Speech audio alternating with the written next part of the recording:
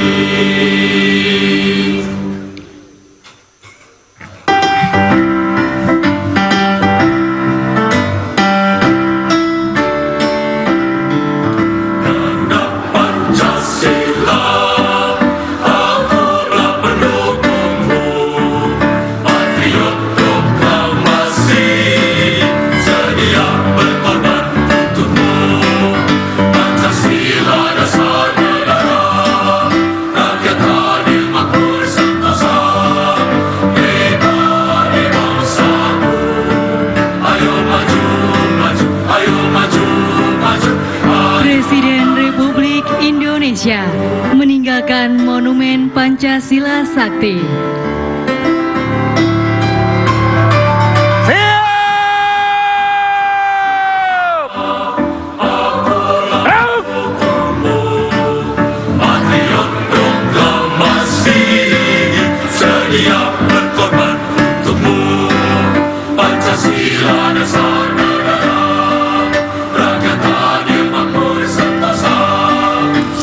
Pemirsa, dia rangkaian acara Hari Kesaktian Pancasila untuk memperingati Hari Kesaktian Pancasila ya, Galuh ya, hari mengenang jasa para pahlawan revolusi. Tadi kita sudah saksikan bersama upacara yang dipimpin langsung oleh Inspektur Upacara. Di situ adalah Presiden Joko Widodo. Kemudian terlihat sejumlah menteri Kabinet Indonesia Maju juga turut hadir dalam upacara tersebut. Tadi terlihat ada Menteri Pertahanan Republik Indonesia yang sekaligus Presiden terpilih, Prabowo Subianto. Sebenarnya ada pun juga tadi ada ini Erlangga Hartarto selaku Menko Perekonomian ya. Iya. Kita juga tadi sudah saksikan bahwa Ketua MPR Bambang Susatyo tadi membacakan teks Pancasila. Dilanjutkan dengan Ketua DPD Lanyala Mataliti membacakan naskah pembukaan Undang-Undang Dasar 1945. Kemudian Ketua DPR RI Puan Maharani ini melakukan penandatanganan dan pembacaan ikrar.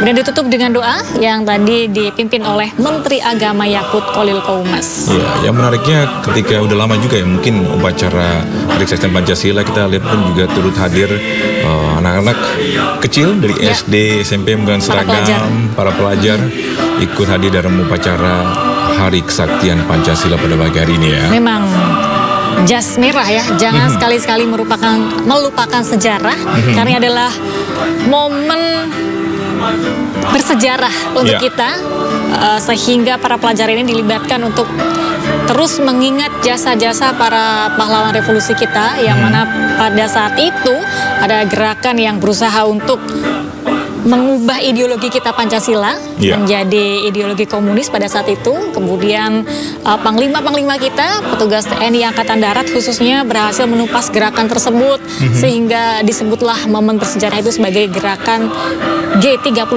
SPKI, gerakan 30 September PKI. Ya, sekedar informasi juga mungkin gaul dan pemirsa, ini Hari Kesaktian Pancasila ini pertama kali ditetapkan secara resmi ini pada tanggal 27 September 1967 melalui keputusan Presiden nomor 153 tahun 1967.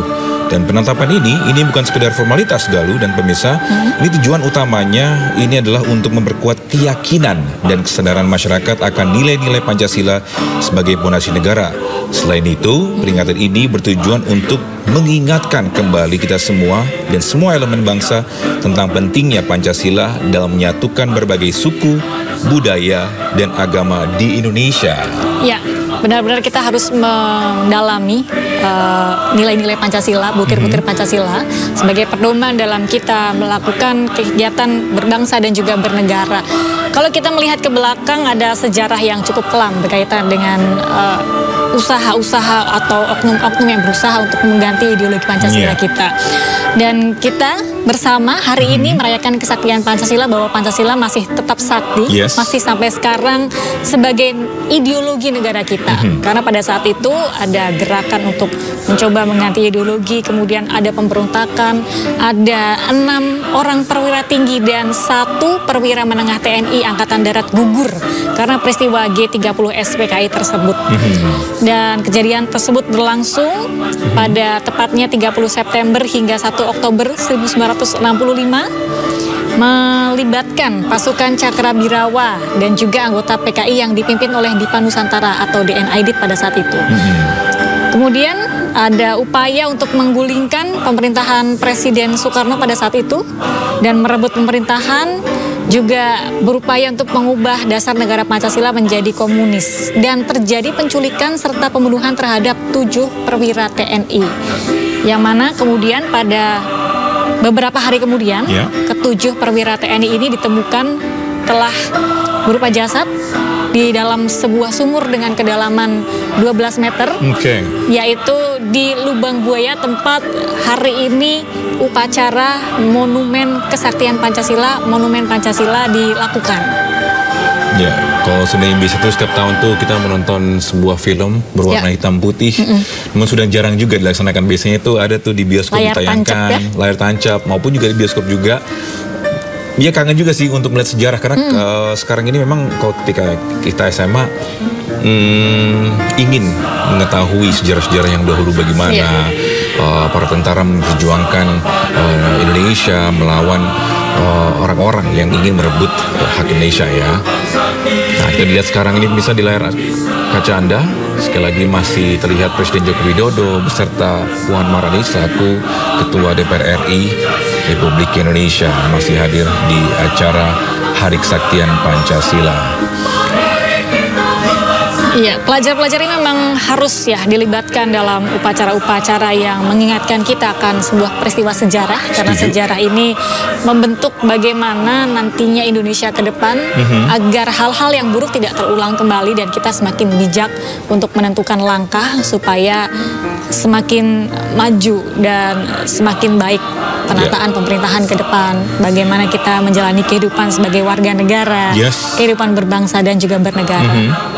Nah, ini bagus sekali pun juga ketika memang kita harus belajar juga dari segi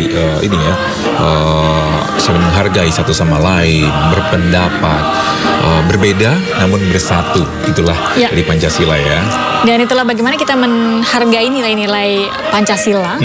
Karena kita punya dasar negara Pancasila, kemudian kita juga punya semboyan Bhinneka Tunggal Ika. Kita tinggal di sebuah negara yang sangat majemuk, berbagai macam bahasa, suku, budaya, dan banyak sekali perbedaan di antara kita. Namun karena kita punya pedoman, kita punya dasar negara, kita punya semboyan untuk mempersatukan kemajemukan itu menjadi satu. Nah, bisa dibilang pun juga Indonesia ini salah satu negara yang dilihat dari negara-negara maju, karena memang sekarang ini dunia sedang diguncang dengan berbagai sudut pandang. Namun bisa melihat Indonesia dengan berbagai mungkin kepercayaan, mungkin what they believe ini ya itu tidak bisa dibilang untuk friction. Bentrokan, namun bisa mempersatukan ya. Mempersatukan kita bersama. Justru perbedaan itulah yang mempersatukan kita. Jadi bangsa yang negara kesatuan Republik Indonesia, itulah kita. Nah, kalau Galuh sendiri mungkin terakhir kalinya upacara hari peringatan kesaktian itu pasti udah lama juga ya. Kangen gak sih kalau sebenarnya mengikuti rangkaian upacara kayak gini? Saya ikut upacara itu tepat 1 tahun yang lalu, di tahun 2023, karena saya liputan. Oh, karena liputan ya. Aku pikir kamu masih SMA. Gimana rasanya mungkin? Benar-benar pada saat itu suasananya hikmat, sangat sakral, dan merasakan bagaimana perjuangan para tentara, para panglima-panglima kita pada saat itu yang harus melawan, istilahnya melawan bangsa kita sendiri kan. Kalau kata Soekarno dulu, perjuangan saya lebih mudah karena melawan penjajah. Kalau zaman sekarang perjuangan kita tuh lebih sulit karena kita melawan bangsa kita sendiri. DNA Aidit adalah orang Indonesia yang pada saat itu memimpin gerakan G30 SPKI, dan itu adalah orang Indonesia sendiri. Dan itu pasti akan lebih sulit kita bertentangan, bergesekan dengan orang-orang yang sesama bangsa Indonesia. Karena darah Indonesia sendiri ya. Dan kita ketahui bahwa kalau kita bicara sejarah kembali, mungkin kita bisa sebutkan siapa-siapa saja sih 6 pahlawan revolusi tersebut. Ini ada Letnan Jenderal Anumerta Ahmad Yani, kemudian ada Mayor Jenderal Raden Suprapto, Mayor Jenderal Mas Tirto Darmo Haryono, Mayor Jenderal Siswondo Parman, kemudian Brigadir Jenderal Donald Isaac Panjaitan, Brigadir Jenderal Sutoyo Siswo Miharjo, dan Letu Pierre Andreas Tendean. Mereka adalah, keenamnya adalah perwira tinggi, kemudian 1 diantaranya adalah perwira menengah. Dan hari ini ada tema khusus, Togi, dan juga pemirsa, bahwa Kementerian Pendidikan dan Kebudayaan secara resmi mengumumkan bahwa tema Hari Kesaktian Pancasila tahun ini adalah Bersama Pancasila Kita Wujudkan Indonesia Emas. Jadi menjadi tagline, menjadi jargon yang digaungkan dalam peringatan Hari Kesaktian Pancasila hari ini. Ya, sekali lagi ini beberapa nama yang turut hadir di acara Hari Kesaktian Pancasila pada hari ini. Ada Menteri Koordinator Bidang Perekonomian Erlangga Hartarto, tadi itu kami telah lihat.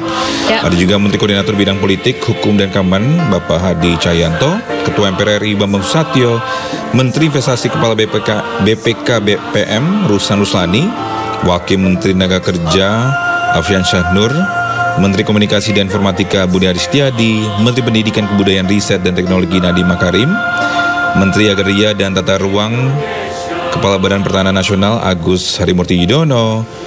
Adapun juga Wakil Menteri Keuangan Thomas Jiwandono, Menteri Perhubungan Budi Karya Sumadi, Mensesnek Pratikno, Menak Yakut Kolkomas, Mensos Saifullah Yusuf, Kepala BIN Budi Gunawan, dan Menteri Investasi Ruslan Ruslani.